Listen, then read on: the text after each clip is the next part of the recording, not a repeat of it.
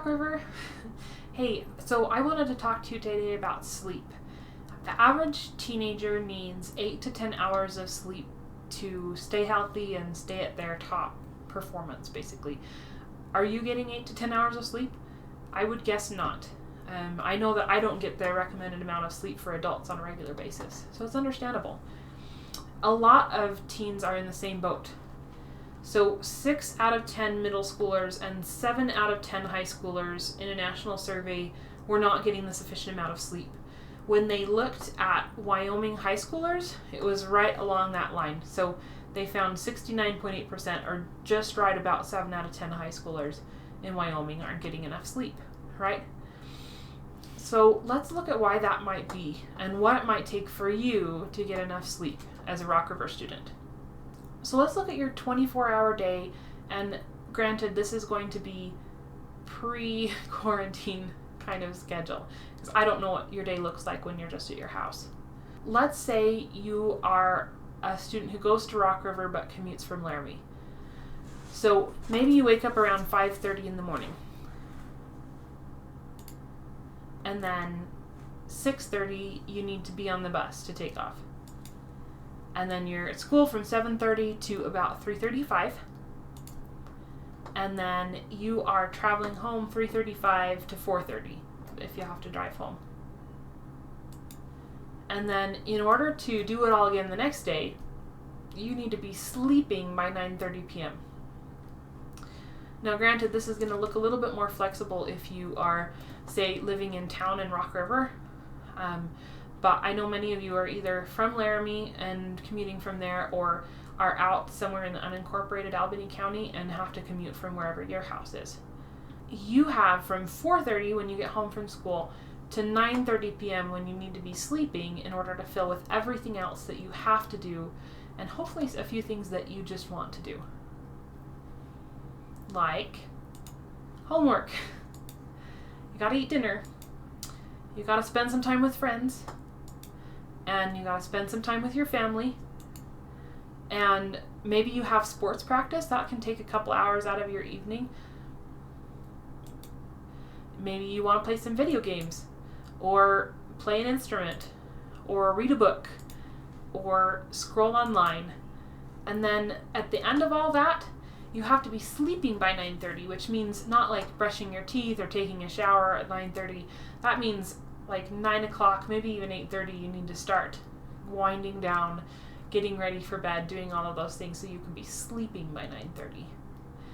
It's a lot to fit in those few hours. So it's completely understandable if you're not getting enough sleep. It's something that we should work towards, so it'll make you feel better, it'll make you do better at school or sports or your job, whatever it is that's important to you. Sleep is going to help that go well. You want to get the most out of your sleeping time, right? So having good sleep hygiene or sleep habits can help you get the most out of that time. It can also help you fall asleep and stay asleep when you do get into bed. The CDC recommends going to bed and getting up at the same time every day on weekdays and weekends. Okay? Takes a little bit of planning, right? Second is put away your electronic devices before bed. You've probably heard it before, but that light can trick your brain into making you think that you need to stay awake. Maybe while you're doing that teeth brushing, winding down, taking a shower, whatever your nighttime routine is, you can plug those devices in and put them away. Third thing is your bedroom should be comfortable. So dark, not too hot, not too cold, and quiet. If you have noises going on outside your bedroom, say noisy neighbors, or maybe somebody in your family snores or something like that, it's really nice to be able to have a little bit of white noise. So that might be a fan, or even your phone, which you've plugged in and turned off, can be making some white noise. Fourth thing is exercise during the day. If you are part of a sports team and have practice that day, great. But otherwise, you might benefit from a walk or a jog, or playing like basketball or something with some friends. All right, those things are going to help your body wind down too. And the last thing is avoiding large meals and caffeine before bedtime. So how does being at home during this quarantine affect all this sleep stuff? 2017 study found that in young adults, people who were more lonely had poorer sleep quality. So what does this mean for you, right? There may be an association with being lonely and getting less sleep or getting poorer sleep. And this coronavirus pandemic has isolated us from our friends, from the people we are used to hanging out with, at least during school days, right?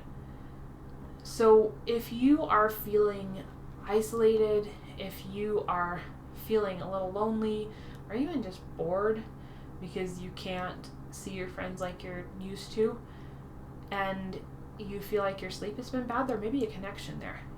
So my recommendation is to be physically separated but emotionally and socially close. So that might mean calling your friends, that might mean reaching out to them via your phone, whether that be social media or texting. You might even get a little creative and figure out a way that you can hang out with your friends in your own houses. If you feel like this is really affecting you, like it's something that you can't solve on your own, you can come talk to me or Nate, right? We're available. Send us an email and we'll be happy to talk to you about it. Another thing that the quarantine can do to us is that it tends to disrupt our routine. So even though the Rock River and routine that we just went over is a little bit hard to get all that sleep, it's still a routine, right? You know kind of which time you need to go to bed and which time you need to get up. You know kind of what time you need to go to bed and what time you need to get up. So when that structure is taken away, we might be going to bed and getting up at way different times, right? We might find ourselves sleeping in later and sleeping in later and staying up later, or the other way around. So just take a minute and think about what your schedule might have been like this last week and see if that might be something that's affecting you. So before I go, I have a huge favor to ask from you. So you all know that I'm a college student and I'm collecting for my class some information on whether this video is helpful for you. So please take a look at this survey up here. It's pretty short, and let me know what you thought, good or bad.